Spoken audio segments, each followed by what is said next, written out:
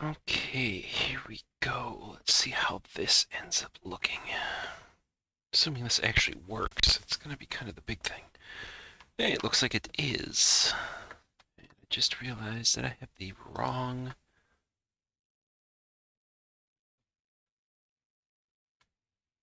description and title.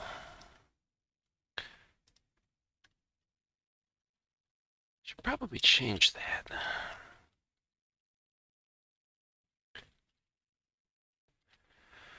Oh, then I'll have to change the description.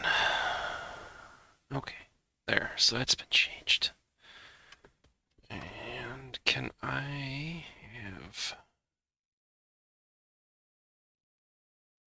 somebody actually verify that this is going through? Brad might be around. I mean, I can hope.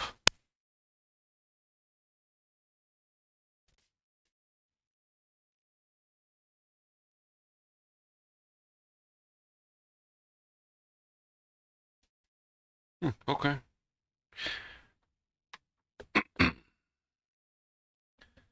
See if he ends up showing up. Would be helpful.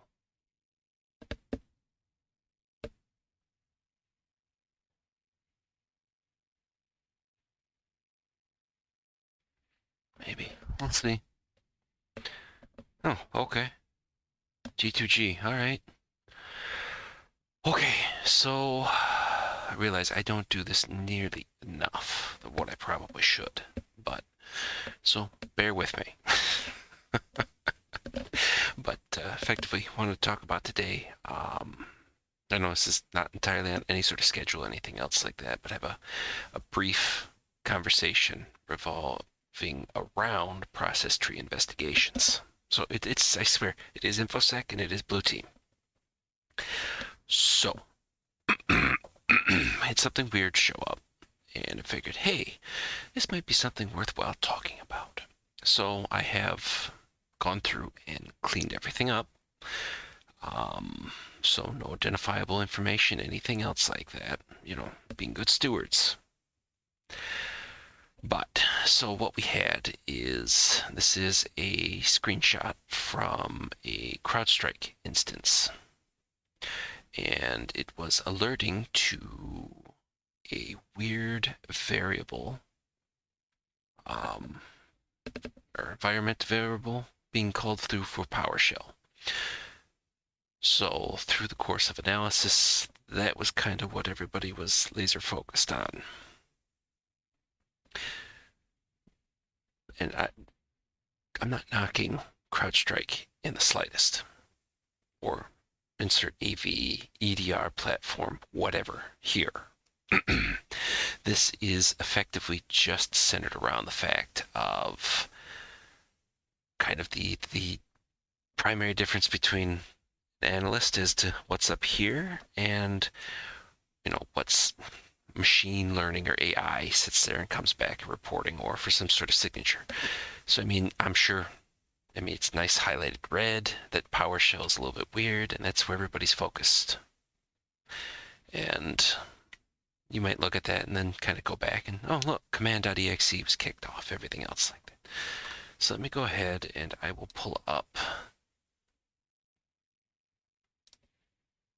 So there is the firing of CrowdStrike, basically complaining about the fact that, okay, it was a high severity event, the process was blocked, basically complaining about the fact that PowerShell launched a script stored in an environmental variable. Adversaries sometimes store malicious scripts in environmental variables and pass them into PowerShell via stdin. Investigate the process tree. So that very last line says exactly what needs to be done. But how many people or how many analysts do you think that might have taken a look at this, just kind of stopped at the whole aspect? Okay, PowerShell, environmental variable, and away we go. And so the hash for both CMD and PowerShell, perfectly fine. Not a stinking thing wrong with it. You run it through VT, tells you that everything's all perfectly good. No detections. They're all signed the way they're supposed to be. Everything looks good. So this is not a case, and they're exactly where they're supposed to be. So this is not a case of somebody putting something down in a non-standard place or anything else along those lines. But let's follow up the chain. So we will follow the process tree as it says. And there is the CMD, which is the parent process for the PowerShell. We can see, okay, cmd.exe /c PowerShell space dash. Again, nothing that really activates the old almonds, as it were. But, so I've come up to this point. And if you've been watching and following along with everything, let me take this away and look at the process tree. Okay, so we've gone up to the parent process for PowerShell. But just looking at that, does anything there seem odd? Anything weird? Or does it all look copacetic? Yes, I am intentionally waiting just to give everybody enough time. So I guess theoretically, if you haven't been able to sit there and blow it up and take a look, pause it. So that way you can see it and we don't spoil anything further on. Another short little pause just in case. Okay. Now we're going to sit there and show off. So, if you are familiar with most installations of Windows, everything else like that, I don't think that there is actually, although I'm obviously open to being corrected, Healthy.exe. Not something you would typically sit there and see. Of course, this is where it gets good. Now, number of people that I've shown it to, it's been kind of a 50-50 mix. It really just depends on background, everything else like that.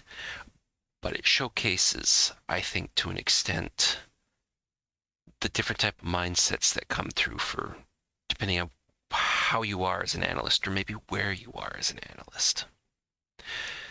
Taking a look at this, Healthy was the first thing that struck my attention. What is this Healthy? Where is it? Why is it? This doesn't look familiar. And I would tell you initially, because since I kind of gave it away for command and PowerShell, the hashes are fine there. The hash for Healthy.exe doesn't exist inside of VirusTotal. Or didn't. Further investigation by myself, I went through, grabbed it, and forced it through there. Not to spoil the surprise, but I do have the results pulled up. And we'll get to that in a second. So, taking a look at working our way up the chain, PowerShell to command. Now this is the first Healthy right here. And you notice I've stricken out the username. So basically it is something dumped inside C, in this case users, user account, AppData, roaming, Healthy. So it's inside of a folder named Healthy, and it's named Healthy.exe. And again, I kind of extended it out a little bit further. So this is a nice sized environment that has CrowdStrike in it. And the key takeaways from just looking at this particular aspect is one, it's in a weird spot.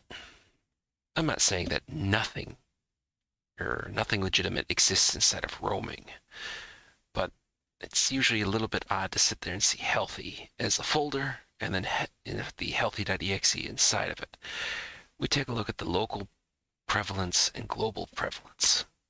Unique would be something to key off of that, hey, this isn't widespread adoption. This is not part of the standard corporate build out, at least as far as CrowdStrike's concerned. And obviously, If it does whatever your platform of choice is, if it has prevalence, okay, that's something else to sit there and focus on heavily. Like I said, the hash was not inside of VirusTotal. So why don't we work our way now to the first Healthy.exe? And what does that look like?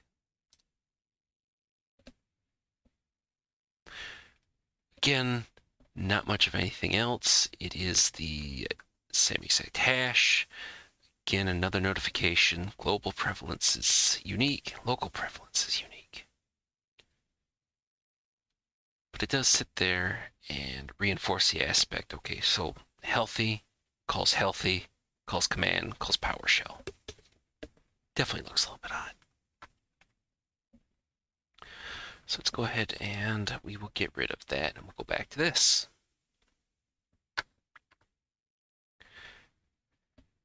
So by this particular point, okay, we've worked up the tree. We go to Explorer, and I didn't grab a screenshot for that, but it's legitimate Explorer. It's where it's supposed to be. You know, it's got a I forget what it is when it's got a high prevalence because, well, every Windows machine has Explorer.exe, and the rest of the stuff is perfectly fine too.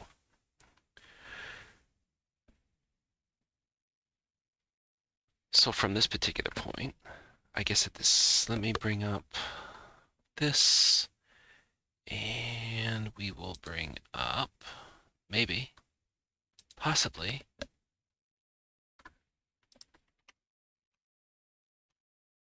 I thought I had this big enough, but apparently not. Hang on. There we go. So here is having gone through, grabbed Healthy.exe, and basically run it through VirusTotal.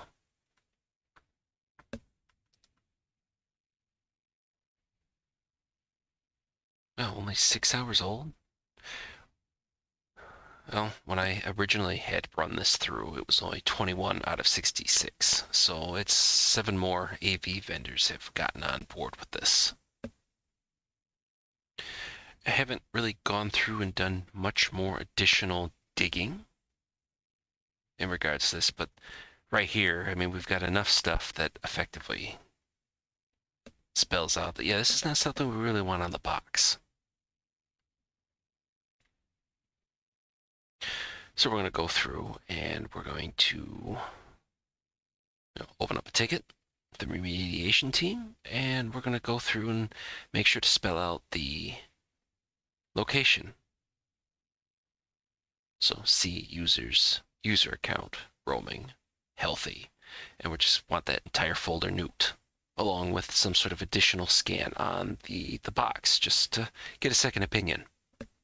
It's odd though that CrowdStrike didn't get it. Again, not throwing any sort of shade.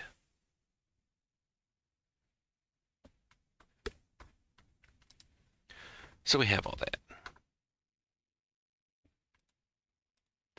So we'll give you another second in regards to that.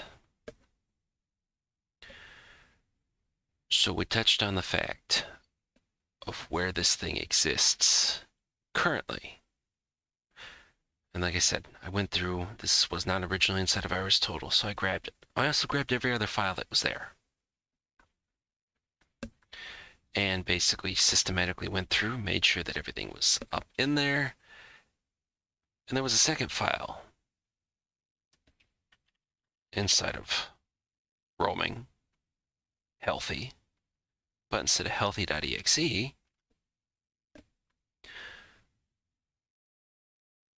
node.dll. Oh, granted, this is a little bit more anticlimactic because it's not that much that actually sits there and triggers off that, which, okay, fine. But if the stuff is in roaming, could there possibly be something somewhere else?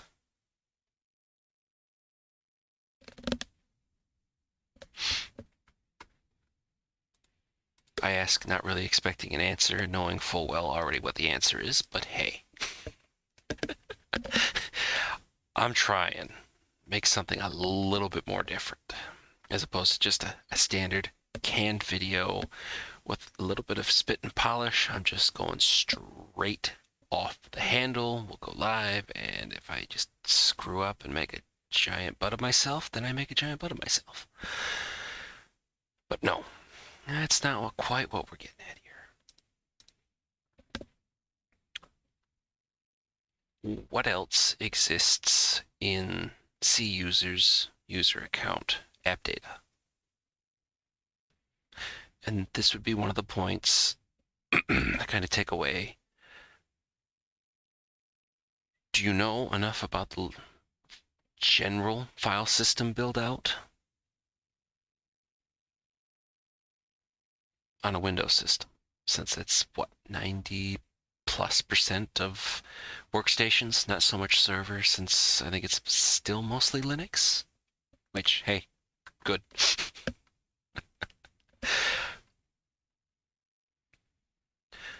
But inside of AppData, there's local low, and there's roaming. So on a hunch, it's like, okay, well, what if we go and take a look? So again, inside of CrowdStrike, RTR, digging through the system, it kind of uses Linux commands as opposed to Windows commands. So ls is the equivalent of dir inside of Windows. And it basically spits out. I did do a little bit of cleanup in order to sit there and mask information. But we do see healthy. We see it was last modified, well, technically today as I'm sitting there doing this out, but it was created on the 19th. But I asked, where else might there be another one? I checked local low, just kind of going in and just kind of checking them in order, going back up. Local low, nothing. So imagine my shock, or really lack of shock. When I go back, go into the local directory, ask it to sit there and list out the contents. We've got another healthy. This one was created, at least according to timestamps, 17 seconds after the one in roaming. Yeah, 17 seconds. Machine that's probably got a decent amount of usage going on. Not enough to sit there and like redline the processor or memory or anything else like that, but enough going on for whatever else to sit there and be downloaded and run. Yeah. Conceivable. Easily.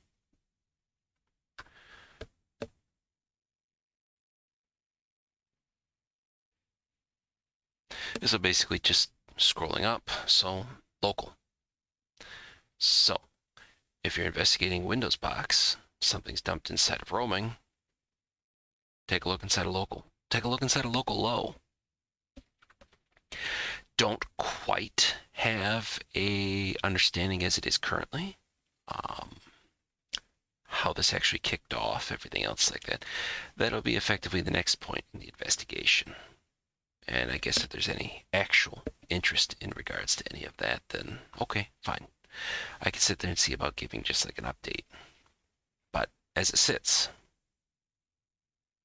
and kind of the whole key point to this, besides sitting there and actually, not just, it's effectively, instead of being laser focused on what your detection platforms are alerting to, which is great. And I do like the fact that, at least in this one, let me bring it back up.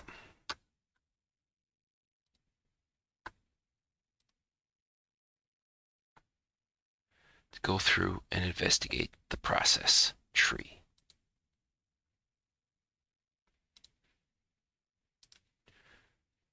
Because in this particular case, if you just focused on that, you would miss the forest for the trees. You would just singularly focus. Sometimes that's great. Laser focus, everything else like that. But the detection platforms themselves, yes, they are there to give us the initial warnings, to give us the alerts, the data, to sit there and start chugging through. At least until the point where we have actual full-blown AI modeled after somebody There's some analyst that's done this for Lord knows how many hours. It's good to sit there and work the stuff, but it's also good to sit there and take a step back. So the people I work with are professionals. They're all, different backgrounds, everything else like that. At the end of the day, they all come in and they all want what's best. Make sure that everybody is as safe and secure as can be. But there's still times that you've got to sit there and take a step back and look at all this stuff. And I'm sure not in this particular instance, but there's been numerous times where I've had that laser focus as well. And these instances are perfect reminders to sit there, slow down, take a step back, and reevaluate everything. Just to see.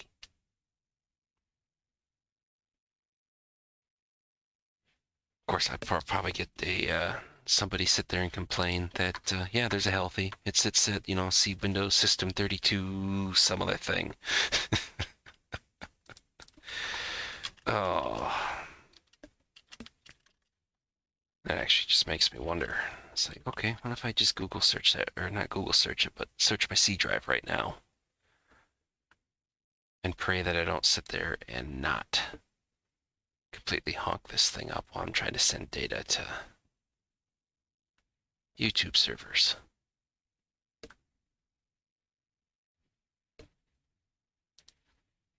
Yeah, we're about 50% done. I'm not finding any references to Healthy.exe.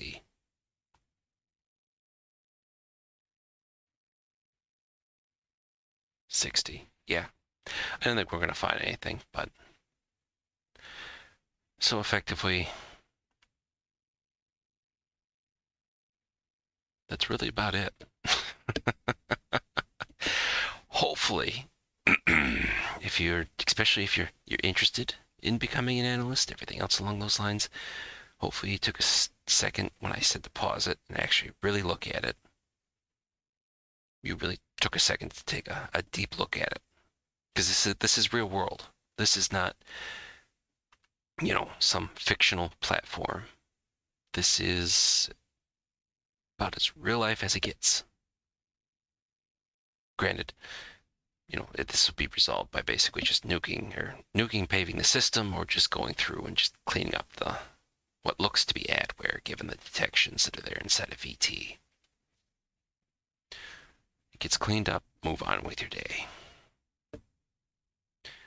Yeah, we're 90+% and not a single hit for Healthy.exe. So yeah, that doesn't seem to be anything as a legit hit for Windows.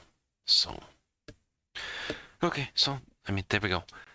Just trying something a little bit different to put this stuff out, sit there and have a quick discussion about it since I'm not working currently.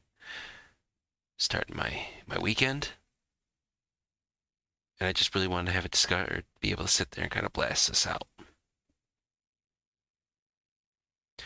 So I guess technically reach out if you go through this stuff and, you have any questions, or I guess if you want to see an update. I go digging through and see as to whether or not later, if I can figure out what spawned all this. And it would be, I guess, kind of interesting to see what kind of detections we get from that. Is this something that, okay, they went and pulled down a random exe that didn't have any sort of detections, or what the case is. I promised myself I wasn't going to sit there and log in this weekend, but apparently I'm gonna break that promise to myself. Now I really want to know. But so there we go. Hopefully this has been educational for anybody that stumbles across this.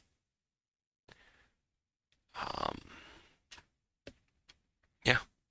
So, all that being said, I will see everybody in the next regularly scheduled, what'll probably be Let's Defend video, but, and I guess technically if this stuff ends up actually being a big enough hit, then sure, maybe we can see about trying to schedule some time to do streaming. With the expectation being, of course, that, I'm always on the clock. More technically on call, I guess, would be kind of the big thing. Give or take. But, okay, so there's all that. And if professionals can effectively miss that particular aspect, here's your reminder. Take a second, take a step back, and go from there.